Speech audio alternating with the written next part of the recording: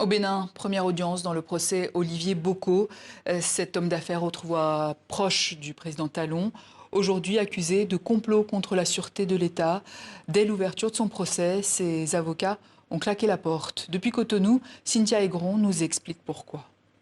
Les accusés sont arrivés ce matin à 7h45 sur les lieux de leur procès qui s'est ouvert à 9h. Durant l'audience, ils ont plaidé non coupables des faits qui leur sont reprochés. 9 témoins, dont le lieutenant-colonel Dieudonné Thévoedjere, commandant de la garde républicaine, étaient présents. Après 1 heure de séance, les avocats de la défense ont soulevé une irrégularité dans la composition de la Cour qui comptait 3 membres au lieu de 5.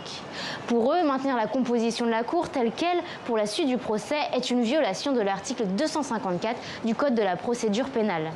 L'audience a connu plusieurs suspensions, mais la Cour n'a pas donné de suite favorable à la requête de la défense. Tous les avocats de la défense ont donc décidé de se retirer du dossier. La défense a fait certaines observations, des observations préalables qui concernent la régularité de la composition de la Cour. Ça, c'était la première.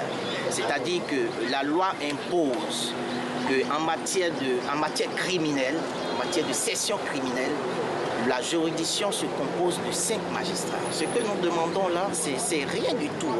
Ce n'est que la régularité. On n'est même pas encore au fond.